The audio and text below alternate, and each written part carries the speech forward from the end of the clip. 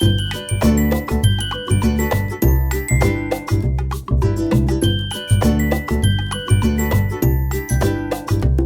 हम लोग यहाँ तक डिस्कस कर चुके थे और कुछ टेक्निकल खराबी की वजह से, टेक्निकल इशू के चलते हम लोग का क्लास कल रुक गया था। तो देखिए यहाँ पर क्या हमने देखा कि यहाँ पर जो ग्रेफाइट का स्ट्रक्चर होता है, कुछ हेक्सागोनल टाइप के इसके क्रिस्टल होते हैं और ये जो फ्लैट स्ट्रक्चर को फॉर्म करते हैं। फ्लैट स्ट्रक्चर मतलब अब ऐसा हेक्सागन इधर भी जुड़ा रहेगा और इधर भी जुड़ा रहेगा, ऊपर भी जुड़ा रहेगा और ऐसा ही नीचे। लेकिन यह जो होता है ना प्लेन, एक प्लेन में होते हैं, ठीक है। जैसा यहाँ एक प्लेन बना है वैसा ही एक यहाँ प्लेन बनता है और इन दो प्लेनों के बीच में एक वीक बॉन्ड का फॉर्मेशन होता है। एक वीक बॉन्ड से ये दोनों प्लेन जुड़े हुए होते हैं, दोनों फ्लैट जुड़े हुए होते हैं, दोनों के दोनों सरफेस जुड़े हुए होते हैं। बात समझे ना।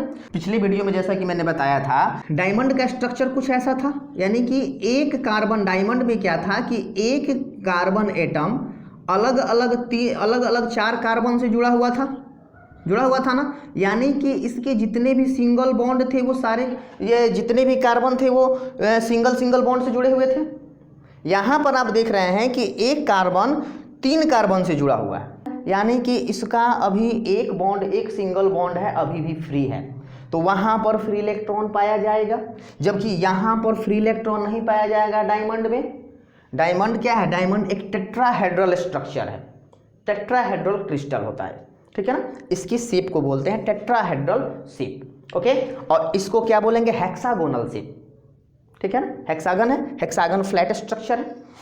तो देखिए यहाँ पर और यहाँ पर सिंगल बॉन्ड है और 4 कार्बन आपस में जुड़े हुए हैं, इसलिए इनका जो होगा बॉन्ड काफ़ी मजबूत होगा, बहुत ज़्यादा स्ट्रॉन्ग होगा, जिसकी वजह से डायमंड जो होता है इस दुनिया का सबसे ज़्यादा कठोर पदार्थ होता है, सबसे ज़्यादा हार्ड पदार्थ होता है, हार्ड सबस्टांस होता है और इसका मेल्टिंग पॉइंट भी बहुत ज़्यादा होता है, यही कोई 3500 डिग्री सेंटीग्रेड से भी ज़्यादा, ओके।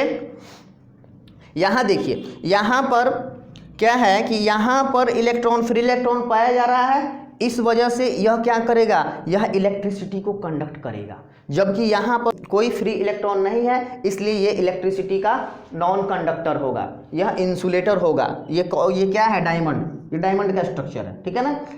यहाँ पर और भी जुड़े हुए होंगे, ये आप लोग समझ जाएंगे। तो देखिए, और ये क्या होगा? इसमें फ्री इलेक्ट्रॉन है, इसकी वजह से यह इलेक्ट्रिसिटी का कंडक्टर होगा। और देखो एक तीसरा जो है C16, इसको बोलते हैं बकमिंस्टर फ्लोरेंस। आप अपने बुक में देखिए, फुटबॉल लाइक स्ट्रक्चर होता है, ठीक है। आप देखिए ये जो बकमिंस्टर फ्लोरेंस होता है, इसको हिंदी में फुलरीन भी कहते हैं, बिहार बोर्ड के बुक में लिखा हुआ फुलरीन, ठीक है, इसको फुलरीन भी कहते हैं। तो यहाँ देखो बाबू, ये जो है ये दोनों, ये तीनों में एक सिमिलरिटी ये है कि ये कार्बन का ही इलेक्ट्रॉन्स है और एक डिसिमिलरिटी है इसको लेकर के। यहाँ आप देखो कि यहाँ पर ये अनएंडिंग चेन है, इस चेन का कभी खत्म नहीं होगा। यहाँ वाला कार्बन भी क्या किया? 3 गो से जुड़ गया, यहाँ वाला भी 3 गो से जुड़ गया, यहाँ वाला भी 3 गो से जुड़ गया, यहाँ पर भी इधर स्ट्रक्चर बन गया, इधर स्ट्रक्चर बन गया, ऊपर बन गया, फिर नीचे बन गया। ये अनएंडिंग चेन है ग्रेफाइट का और डायमंड का। लेकिन इसका यह बहुत ही छोटा सा मॉलिक्यूल है, इसके कंपैरिजन में C60, इसमें कार्बन के 60 ही एटम होते हैं, ठीक है ना। और देखिए और क्या होता है कि यह जो है यह तो हार्ड है, ये इस दुनिया का सबसे हार्ड ऑब्जेक्ट है, जबकि ये है तो सॉफ्ट होता है। और ये जो है C16 यानी कि बकमिंस्टर फ्लोरेंस जो है, यह ना तो हार्ड है ना तो सॉफ्ट है। अंडरस्टैंड? और देखिए यह जो है रूम टेम्परेचर पर ब्लैक, सॉलिड ब्लैक सबस्टांस है, समझे। इसका कलर कैसा होगा? इसका ग्रीनिश होगा। ये कैसा होगा? ब्रिलियंट साइन होगा इसमें, ठीक है ना। तो अब देखो, अब इसके यूजेज को हम समझते हैं। डायमंड का ब्रिलियंट साइन होने की वजह से, इसका इस्तेमाल हम ऑर्नामेंट के रूप में करते हैं। डायमंड का इस्तेमाल हम ऑर्नामेंट के रूप में करते हैं। और यह डायमंड जो है चूँकि सबसे हार्ड होता है, इस वजह से इसका इस्तेमाल हम लोग ग्लास कटर में करते हैं, ग्लास कटर इंस्ट्रूमेंट में करते हैं, रॉक में ड्रिल करने वाला जो इंस्ट्रूमेंट होता है वहाँ पर करते हैं, यानी कि अदर हार्ड सबस्टांस को तोड़ने और काटने में इस डायमंड का इस्तेमाल करते हैं। इसका साइन बहुत ही ब्रिलियंट होता है, बहुत ही ज़्यादा चमकता है, यानी कि डायमंड में लाइट जो होता है बहुत अच्छी तरीके से रिफ्लेक्ट होता है और रिफ्रैक्ट भी होता है, जिसकी वजह से ब्रिलियंट साइन जनरेट होता है। और उस ब्रिलियंसी की वजह से, उस लस्टर की वजह से इसका इस्तेमाल हम लोग ज्वेलरी बनाने में भी करते हैं। शार्प एज डायमंड का इस्तेमाल हम लोग आई सर्जन के इंस्ट्रूमेंट में करते हैं। आई सर्जन क्या करते हैं, जो कैटरेक्ट सर्जरी होता है, कैटरेक्ट सर्जरी, कैटरेक्ट के बारे में ह्यूमन आई में मैंने आपको बताया था कि ओल्ड एज में क्या होता है, ओल्ड एज में क्या होता है कि आंखों की रेटिना पर एक पतला सा लेयर आ जाता है जिसको हम कैटरेक्ट कहते हैं। तो उससे क्या होता है कि उस परत के आ जाने से, उस मेम्ब्रेन के आ जाने से चीज़ें ओपेक, मतलब कि क्या कहते हैं, जो आइलेंस होता है वो ओपेक हो जाता है, जिसकी वजह से लाइट का अंदर रिफ्रैक्शन नहीं हो पाता है और हम चीज़ों को नहीं देख पाते हैं। ठीक है ना, तो सर्जरी करके हटाते हैं। तो वहाँ पर कैटरेक्ट सर्जरी के लिए जिस इंस्ट्रूमेंट का इस्तेमाल होता है उसमें शार्प एज डायमंड लगाया हुआ होता है। ठीक है, तो ये आप समझ गए। अब देखिए ग्रेफाइट में क्या है कि ग्रेफाइट सॉफ्ट होता है।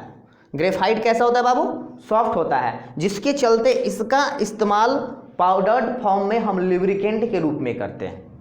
ऐसे मशीनरी हैं जहां पर हम ऑयल लुब्रिकेंट का इस्तेमाल नहीं कर सकते हैं। यहाँ पर हम क्या करते हैं, ग्रेफाइट को पाउडर्ड फॉर्म में हम डालते हैं ना। ग्रेफाइट क्या होगा, चिकना होगा, जिसकी वजह से ये लुब्रिकेशन का काम करेगा।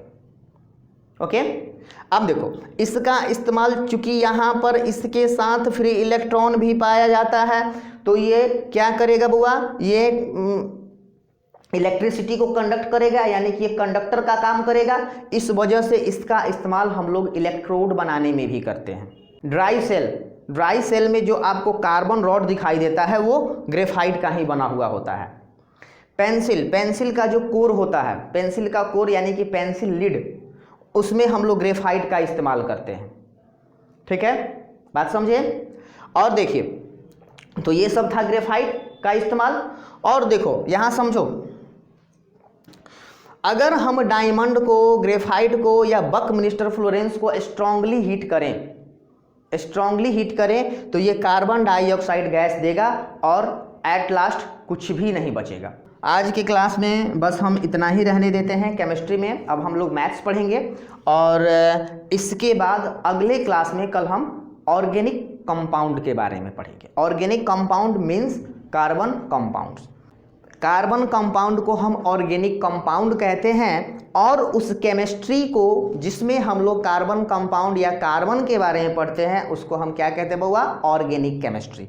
कल भी मैंने बताया था कि this is the base of organic chemistry which you are going to study today, बताया था ना। और यही चीज़ आगे चल के 12th क्लास में आपको एक सेपरेटली पढ़ना होगा ऑर्गेनिक केमिस्ट्री के नाम से। ओके, सो अगर हम डिफाइन करें कि what is organic chemistry, then we can say that the branch of chemistry in which we study about carbon and its compound is called organic chemistry. Okay, and the compound of carbons is known as organic compounds. तो अगले class में हम organic compound यानी कि compound of carbon के बारे में पढ़ेंगे और हम वाइटल फोर्स थ्योरी के बारे में भी पढ़ेंगे। ओके, जो कि यह बताता है, वाइटल फोर्स थ्योरी मैं थोड़ा सा यहाँ बता देता हूँ। वाइटल फोर्स थ्योरी यह बताता है कि जितने भी जीवित प्राणी हैं बस उसी में कार्बन कंपाउंड फॉर्म कर सकते हैं, किसी निर्जीव सेल में नहीं, किसी निर्जीव चीज़ में नहीं, और ना ही हम इसको लेबोरेटरी में तैयार कर सकते हैं, लेकिन इसको बाद में डिस्कार्ड कर दिया गया था। ठीक है ना, तो आज इतना ही रहने देते हैं, कल हम इसके बारे में डिटेल डिस्कशन करेंगे। Okay, thank you so much, welcome.